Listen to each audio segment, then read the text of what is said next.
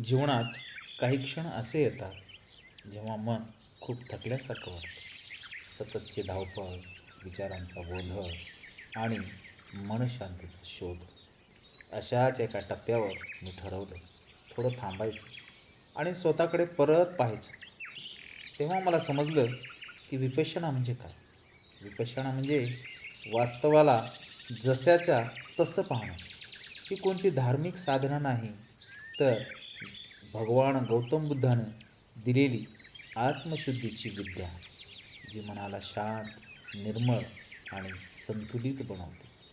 आणि मग मी गेलो धम्म आवासा विपश्यना केंद्र, लातूर येथे माझ्या पहिल्या 10 दिवसाच्या साधनेसाठी.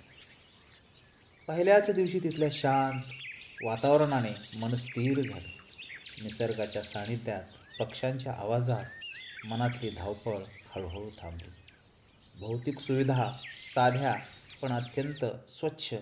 प्रत्येक साधकासाठी स्वतंत्र खोली, स्वच्छ स्नानगृह आणि ध्यानासाठी प्रशस्त हॉल. सकाळी 4 वाजता उठणं आणि 4:30 वाजता पहिलं ध्यान सत्र सुरू होणं. एकूण 12 तास ध्यान. दर काही वेळाने छोट्या विश्रांती आणि भोजनाच्या वेळा. दुपारी थोडी विश्रांती, संध्याकाळी पुन्हा ध्यान आणि रात्री 9 वाजता मौनात विश्रांती. पहिल्या 3 दिवसात आम्हाला आनापान ध्यान शिकवलं गेलं. श्वासावर लक्ष केंद्रित करणं, श्वास आत येतोय आणि बाहेर जातोय हे फक्त निरीक्षण करणं. कसलाही विचार न करता फक्त वर्तमान क्षणात राहणं. यामुळं मन स्थिर होऊ लागलं आणि एकाग्रतेचा पाया तयार झाला. त्यानंतर विपश्यना ध्यान शिकवलं गेलं. शरीरातील संवेदनांचं निरीक्षण करणं. राग, दुःख, आनंद, वेदना काही आलं तरी ते समजून घेऊन शांतपणे पाहणं.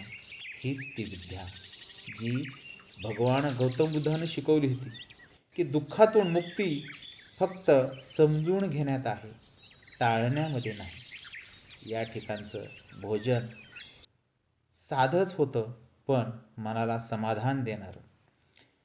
खिचडी, भाज्या, फळे. ना बोलणं, ना मोबाईल, ना संपर्क. फक्त स्वतःशी आणि श्वासाशी नातं. त्या मौनात मी स्वतःला ओळखायला शिकलो. त्या 10 दिवसामध्ये संयम, सेवाभाव आणि शांततेचा खरा अर्थ समजला. एकंदरीत माझा हा प्रवास स्वतःला ओळखण्याचा होता, मनातील गोंधळ शांत करण्याचा आणि आत दडलेली शांततेशी जोडण्याचा. जर तुम्हाला ही मनशांती, आत्मविश्वास आणि स्थैर्य हवे असेल तर एकदा तरी हा प्रवास नक्की करा. विपश्यना म्हणजे मौनातील संवाद, जिथे प्रत्येक श्वासात शांतता आहे. थोडं थांबा, स्वतःकडे पहा, कारण खरी शांतता बाहेर नाही, तर ती आपल्या आत दडलेली आहे. सबका मंगल हो, सबका कल्याण हो, भवतु सब मंगलम.